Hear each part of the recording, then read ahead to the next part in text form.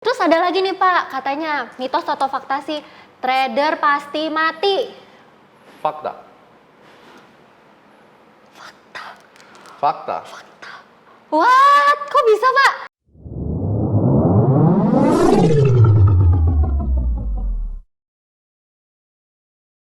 Halo trader, selamat datang di Astronaci YouTube channel. Kali ini kita akan bahas tentang mitos atau fakta. Jadi sekarang kan banyak banget tuh beredar ide-ide, gagasan, pemikiran tentang trader, tentang gimana cara trading, tentang saham, tentang forex, dan kita nggak tahu tuh yang mana yang mitos, yang mana yang fakta. Dan di segmen kali ini kita akan kasih tahu ke kamu sebenarnya yang mana yang mitos, yang mana yang fakta. Kita akan undang nih tokoh-tokoh yang kompeten pastinya. Jadi jangan lupa untuk subscribe dan bunyikan loncengnya biar kamu gak ketinggalan. Nah, kalian pasti pengen tahu kan sekarang siapa tamu kita? Ini nih narasumber kita pada hari ini, Bapak Gema Guyardi. Hello, channel gue di Take Over dan ini adalah segmen yang luar biasa, video yang luar biasa. Yuk langsung kita bahas. Pak Gema, saya mau tanya dulu nih sebenarnya. Pak Gema itu masih trading nggak sih sekarang? Sekarang enggak, lagi talk show. Iya biasanya. Trading dong. Ada yang bilang kalau Pak Gema itu sebenarnya nggak trading, cuman analisa aja. Mitos atau fakta? Mitos lah, gila. Itu kan ada live trading juga kan. Jadi ntar lagi ini ada satu video yang kita mau keluarin. Itu live trading 2. Live trading sama CAT class. Jadi waktu saya lagi ngajar CAT. Itu luar biasa, dan pas lagi profit $10.000, lalu mereka juga pada ngikut. Itu live trading bener-bener pas kita lagi ngajarin tentang materi di CET, karena di CET itu kan mendalam banget kan. Nah itu saya trade, nunjukin ke mereka dan mereka juga pada ikut trade. Jadi itu jelas pasti mitos. Bapak sekarang lagi rajin trading saham atau futures atau dua-duanya? Atau forex? Saya lagi trading tuh gold lebih banyak. Terus kemudian untungnya dari gold saya langsung beliin saham karena saham sekarang lagi murah. Nah itu mitos ya guys.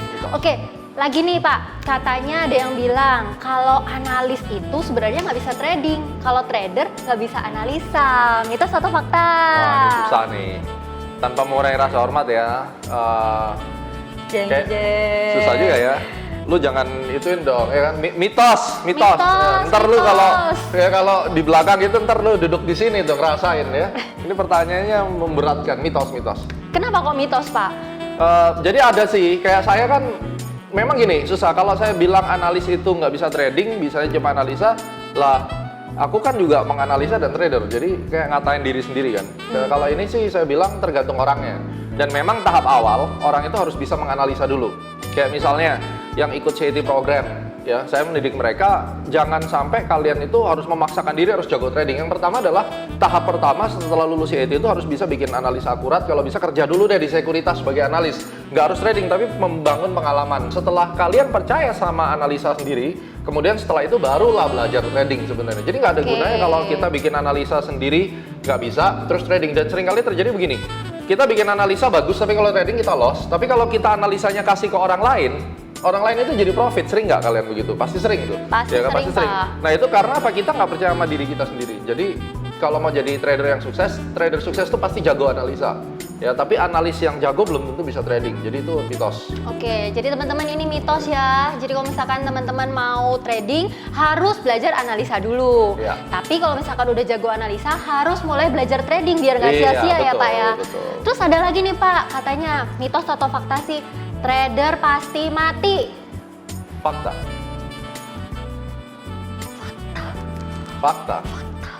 What? Kok bisa Pak? Jadi ya gimana ya, kalau kita ngomong tuh trader tuh pasti mati itu, saya juga bisa mati gitu, artinya pasti hancur juga kadang-kadang ya. Ini sampai saya susah ngomong, tapi memang kenyataannya riset membuktikan tuh 5% doang yang bisa survive. Jadi kalau kita bicara secara statistik, probability 95% itu sudah bisa dikatakan signifikan. Wait. Hanya 5% yang bisa sukses? 5%. Gimana caranya supaya saya bisa jadi yang 5% itu Pak? Iya, kalau dari pengalaman saya dan pengalaman saya didik orang-orang, itu rata-rata mereka akhirnya sukses ketika mereka bisa menganalisa arah harga, price action yang mereka tahu, terus kemudian mereka bisa mendeteksi di tanggal berapa market akan naik turun, dan mereka menguasai psikologi. Jadi prinsipnya adalah mind, method, dan money management, 3 elemen ini. Money, mind, and method. Ya, boleh diputar-putar lah ya, tapi prinsipnya itu. Dan memang mostly trader yang tidak belajar, yang tidak memiliki konsep ini pasti mati. Kalau tidak menguasai 4 elemennya Astronaci momentum, pattern, price, time untuk mau trading, terus kemudian pola berpikirnya ada makroekonomi, fundamental analysis, technical analysis sama astrological, dan tidak menguasai tadi yang you bilang itu udah 100% pasti mati. Mau dibuktiin, apalagi yang pakai robot-robot itu udah lewat semua pasti. Nah, Pak, tadi kan Pak Gemma ada sebutin tuh ya, yang metodenya ada macam-macam. Sambung nih Pak, lanjut yang ke berikutnya. Ada yang bilang, katanya kalau misalkan trading itu nggak peduli, nggak perlu lihat fundamental, teknikalnya aja cukup, udah pasti kaya raya. Mitos atau fakta? Mitos.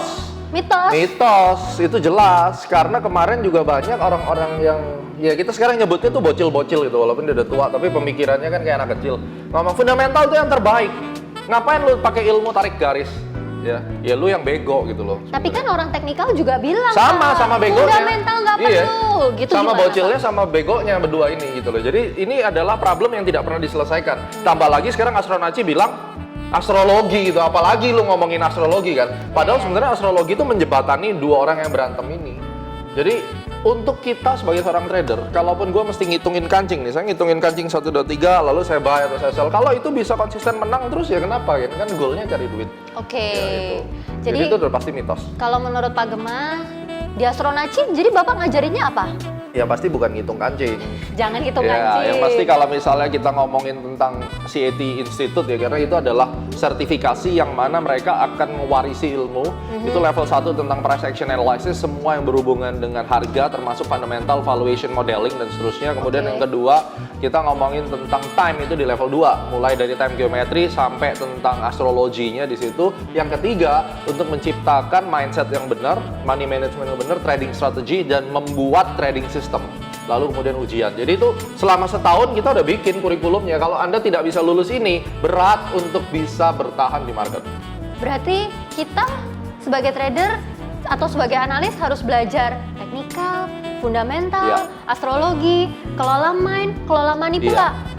Oh gitu. Sebenarnya kalau orang bilang ribet amat sih, padahal pakai teori yang dasar. Sebenarnya gini loh, susah ngomong ya. Kalau kita ngomong ribet, kamu kalau mau berhasil di bisnis juga kan harus punya perusahaan yang dikelola dengan benar, ada orang-orang khususnya. Nah sekarang kalau kita berpikir bahwa dengan trading aku bisa langsung trading tanpa ini ya simple-simple aja ya, sekalian aja lu ke Gunung Kawi minta sesajen atau apa kan, itu ngapain belajar capek-capek. Jadi trading is a business, kita mesti bikin itu dengan profesional gitu. Oke, jadi teman-teman, kamu semua yang dengar saat ini, stop ya, jangan fight lagi, jangan fundamental nomor 1, teknikal nomor 1, astrologi nggak penting.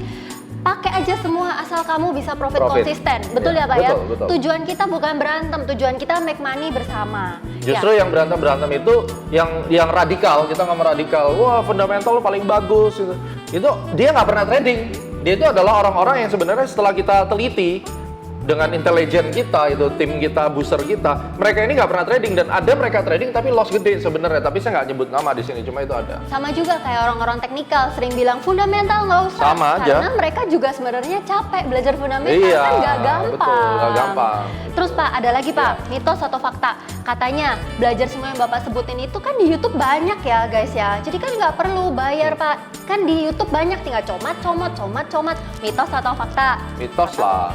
Kok bisa mitos? Kan udah banyak Pak informasi. Yang sesat juga banyak di YouTube, iya kan? Kalau orang pemula nggak tahu apa-apa, lu belajar dari YouTube, homeschooling juga bisa. Tapi kalau yang diajarin adalah doktrin teroris, siapa yang tahu ibaratnya? Jadi banyak ilmu sesat yang seakan-akan benar, ngomongin tentang candlestick, ngomongin tentang Fibonacci, itu juga benar.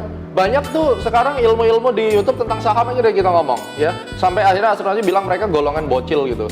Waduh, saham ini tuh jelek, bandar nggak suka, foreign tuh pasti sell segala macam, tanpa memasukkan yang lain. Bahkan dia bilang nggak perlu tarik-tarik garis, itu nggak perlu. Ya itu kan sebenarnya juga menyesatkan. Artinya kalau kita mau bicara tentang cabang keilmuan, money flow dan seterusnya boleh, itu bukan jelek, tapi bukan berarti hanya ini saja, yang lain nggak ada gunanya. Nah, lalu ada orang atau Anda sebagai orang yang baru pertama kali belajar mengabsorb karena suka sama tokoh figur YouTubernya, lalu dia jadikan itu sebuah dewa atau acuan, ya lu punya berpikiran jadinya sesat. Nah itu kan repot. Akhirnya Anda menjadi mental block, menutup diri dari semua ilmu yang lain yang padahal itu yang sebenarnya dibutuhkan. Makanya influencer tuh bahaya banget. Jadi gimana nih Pak, buat saran buat teman-teman yang lain, gimana caranya supaya semua pendengar Astronaci ini, khususnya di segmennya mitos dan fakta, gimana caranya mereka pilih sih influencer atau teori yang kira-kira benar, mana yang nggak benar? Nah, ini pertanyaan bagus. Kan kalau kita punya cabang keilmuan, itu kan semua sudah ada international standardnya. Misalnya cabang keilmuan fundamental analysis, ya mengacu aja pada CFA Institute. Jangan fundamental yang kalian buat-buat sendiri gitu. Kalau mau cari bukunya Aswan Damodaran, itu yang biasa dipakai di kuliah. Kalau Anda mau pakai ilmu fundamental analysis yang kontemporer, ada metodenya Ken Slim ya. Itu juga. Kalau technical analysis cukup jelas, referensi dari International Federation of Technical Analysis. Ada buku-buku listnya itu jelas kalau mau ujian. Saya CFTI, saya MFTA. Saya sudah menyelesaikan semua rangkaian itu ya. Jadi otomatis kita semua di Asosiasi Analis Technical Indonesia, buat teman-teman yang CFTI itu juga, sekali kita bicara juga sama, standarnya sama. Nah, sekarang Pak, kalau astrologi, apa nih payungnya, cabang keilmuannya? Oke, jadi astrologi sendiri kan sebenarnya udah mulai dari 100 tahun yang lalu. 100 tahun yang lalu, udah lama. Satu abad yang lalu. Indonesia kan telat banget kan. Ya Indonesia negara kita apa-apa telat ya. Orang lain udah 5G mana-mana, kita masih belum, ribut mulu kan kita kan. Ya ini kayak gini lah, adu debat gitu. Nah, jadi kalau kita astrologi, sebelumnya sudah ada penelitian terdahulu, bahkan Profesor Ilya Dichev itu juga saya sempat komunikasi sama beliau dari Michigan University. Dia juga sudah membuat tentang tesis ya tentang itu. Dan akhirnya cabang keilmuan astronaci saya sahkan melalui saya punya tesis S2 tentang astrologi, terus kemudian disertasi doktoral saya itu yang sudah lulus hasil penelitian, terbukti secara saintifik bahwa financial astrologi memiliki hubungan yang signifikan, dan profesor-profesor di kampus Universitas Persada Indonesia menyatakan bahwa ini penemuan baru. Jadi selama ini tidak pernah ada yang membawa di Indonesia penelitian tentang financial astrologi dan ternyata terbukti signifikan pada ISG dan Gold. Dan juga untuk saya punya jurnal sampai saya akhirnya dapat gelar Master Financial Technical. Juri saya 4 waktu itu kalau nggak salah dari Prancis, Jerman, dari Inggris, dari Amerika itu jurinya. Dan mereka kaget juga bahwa mereka nggak suka sebenarnya. Jadi saya suka fairnya orang-orang Eropa dan Amerika. Waktu mereka lihat, mereka terus terang ngomong saya tidak suka topik ini karena hati saya tidak percaya dengan financial astrologi. Tapi karena ini terbukti secara statistik, saya harus meluluskan ini. Oke. Nah, jadi kita merupakan pelopor yang pertama di Indonesia, dan juga dari sisi akademis di perkuliahan kita juga yang pertama membuat disertasi tentang ini. Dan inilah saatnya Indonesia tahu bahwa secara saintifik financial astrologi itu sudah dibuktikan.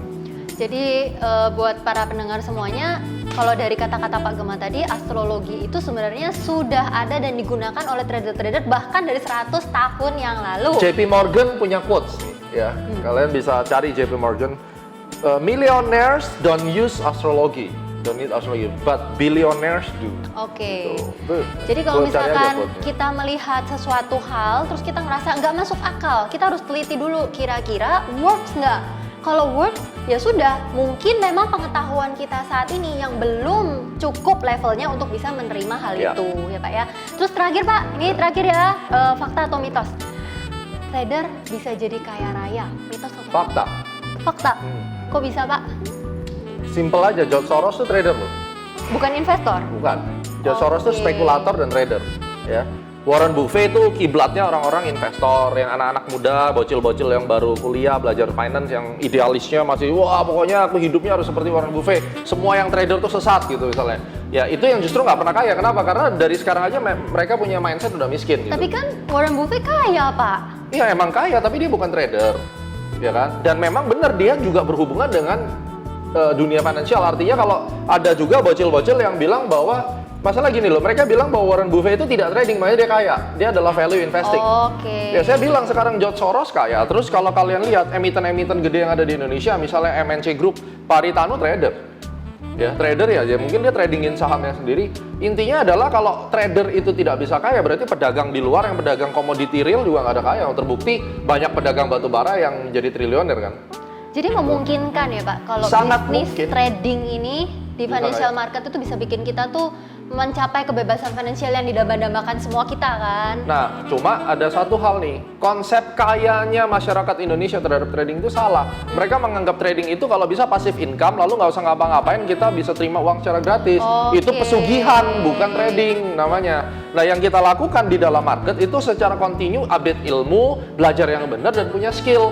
Nah, masalahnya sekarang trader itu jeleknya cuma satu, ini bisnis yang tidak bisa diturunkan karena trader itu skill. Saya bisa trading, tapi mungkin anak saya nggak bisa trading. Dia bisa menganalisa, tapi belum tentu bisa trading. Jadi trading ini, trader itu seperti dokter. Sekarang saya tanya buat penonton yang dokter, Anda ada puluhan ribu dokter, tapi berapa persen dokter itu yang akhirnya bisa menjadi tajir melintir jadi sultan karena dia dokter? Ada kok dokter yang maaf kata yang sampai tua karena korban situasi atau sistem apapun berakhir di puskesmas sampai dia meninggal adalah dokter yang sama sekali mungkin hidup bersahaja dibandingkan dokter kelamin, operasi kulit, dokter kandungan, mobilnya bisa Maserati gitu. Nah, ini kan di dunia dokter pun ada gap. Ya di dunia trading juga sama gitu. Oke. Gitu. Jadi memungkinkan, cuman itu tadi ingat kata-kata Pak Gema, jangan punya angan-angan yang bias, angan-angan di dunia mimpi. Oh iya, pokoknya saya kalau trading nggak usah usaha, nggak usah ngapa-ngapain, duitnya banyak, passive income, kaya raya, mati masuk surga. Iya kalau masuk surga kan, lu udah trading nggak cuannya juga kurang, nggak pernah beramal lagi kan gitu. Ya. Jadi prinsipnya kita mesti punya skill yang bagus dan skill itu tidak bisa didapatkan secara gratis. Kalau saya ditanya, kenapa Pak Gema nggak mau bagiin skill yang gratis? Enak aja gue bayar, gue sekolahnya belajar semua juga bayar kan ibaratnya.